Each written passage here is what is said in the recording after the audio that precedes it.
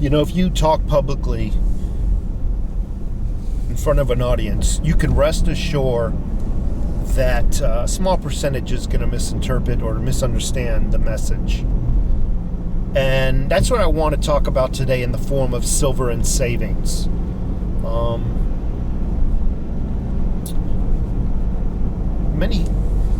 Many times in the past I've spoken about silver and how I believe it is better than a savings account. And you'll never, ever convince me otherwise. First of all, if you haven't already done so, please subscribe, click the little bell icon. I really would appreciate it. Savings account, I don't even know what they pay you for interest, but can I dare say it's close? Not quite close to zero.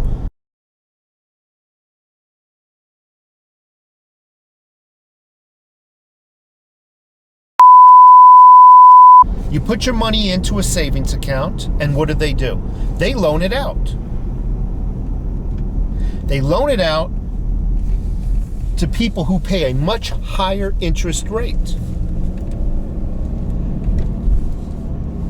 Maybe in the form of credit cards. Some of these credit cards are what, 29.999% interest or whatever the heck it is. I don't own one. Depending on your credit score, you can get a mortgage for 3.5% interest, maybe all the way up to 10 or 12% interest. That's significantly more interest they're making on your money than you're making off of them, for them to hold on to your money. Does that make any sense?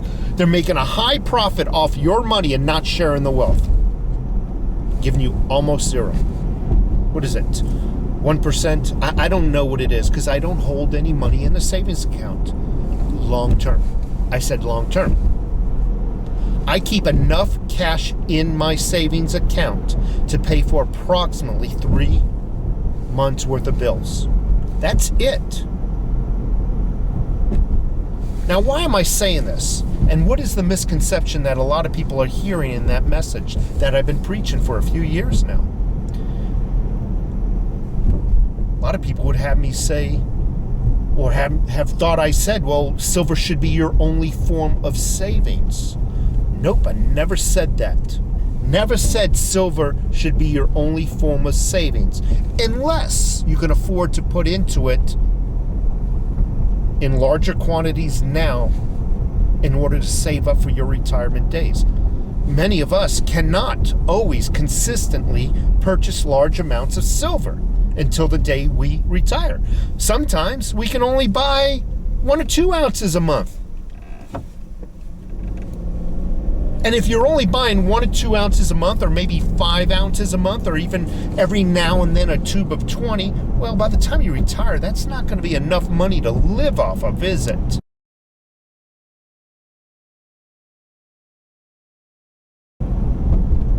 No, it's not. So here's what I preach. There's nothing wrong with putting away cash. Just don't put it away in a safe. Oh, let me rephrase that. Don't put it away in the bank's safe. It's not like you can go up to the bank and ask to see it, can you? No, you put it in your safe. You put it in your home. Here's the main reason why, and you'll never convince me otherwise, why silver and gold is better than a savings account. First, I've already mentioned the interest rate. They're not sharing a piece of the pie with you. They're taking your money out and using it and paying you nothing in return, virtually nothing in return. The second is also a biggie for me. It has to do with motivation. See, with a bank, like I've already said, you can't go in and look at it. You can't walk up to them.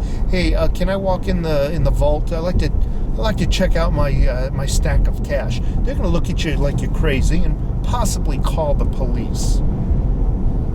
And why is it important to look at your cash that you've saved? Look at your silver that you saved? It's called motivation.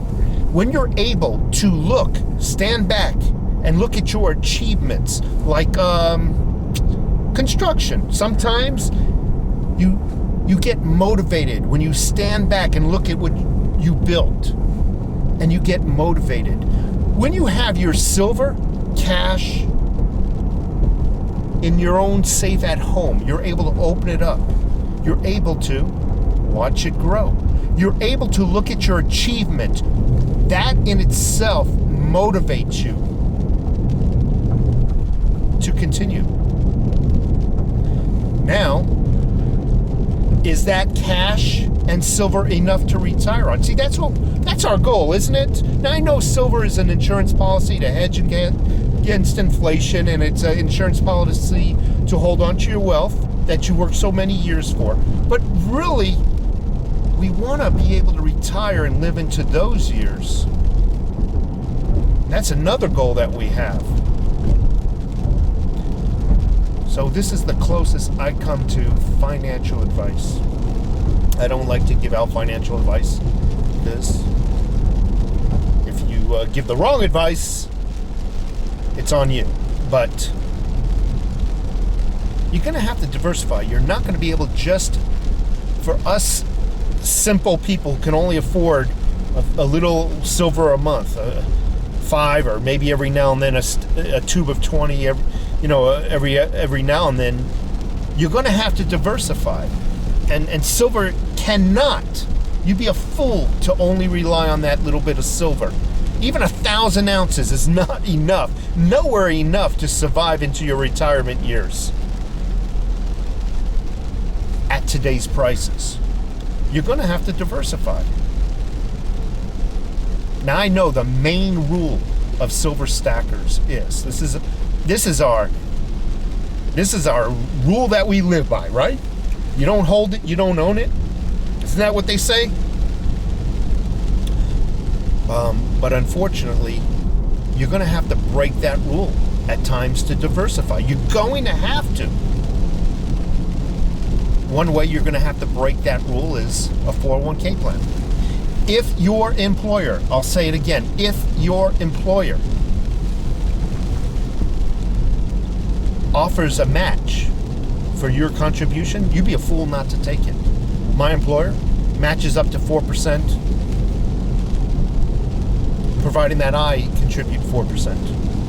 That's free money, folks, into a 401k plan. Yes, the 401k can, goes off the stock market. Yes, I understand that, and I understand that the whole, if you don't hold it, you don't own it rule. Again, you're going to have to diversify. In order to diversify, sometimes you're going to have to break that rule. That 4% is free money that your employer is giving you. 4% of your paycheck. That's free money. You'd be a fool to turn that down.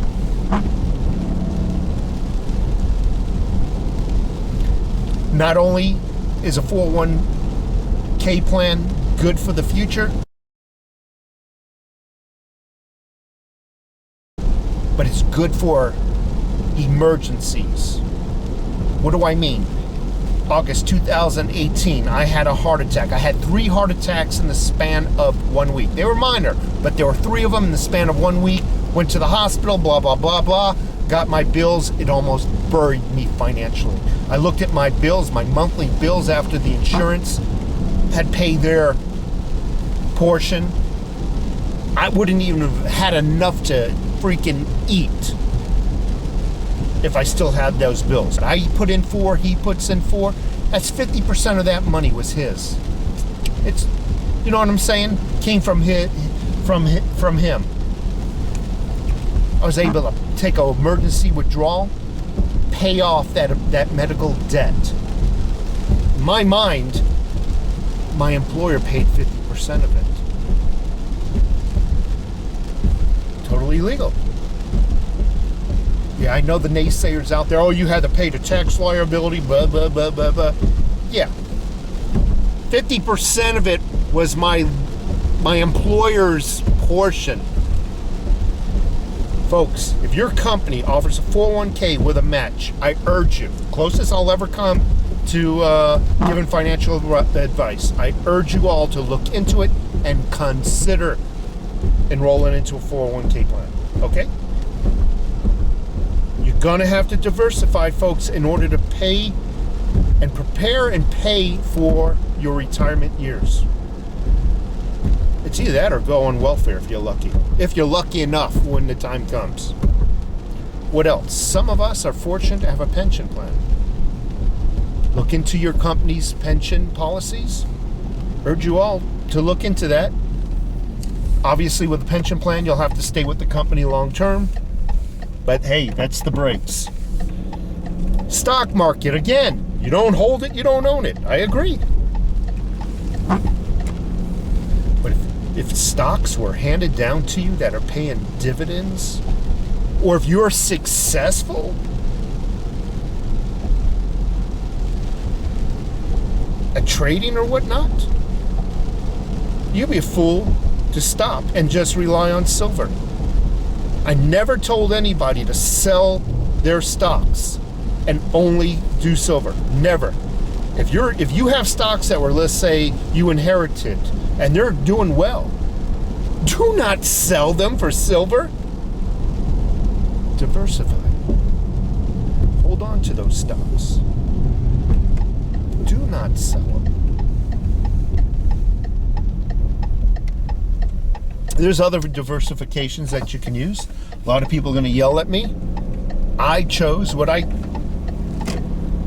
believe is going to be right for the future. What I believe is going to be the norm for the future.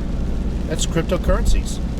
There's a few cryptocurrencies I've decided to invest in. Am I a fool to put in large amounts of monies into them? No, absolutely not. But I am putting some money away towards them. And it's better than blowing that money on, let's say, Starbucks or the new iPhone 11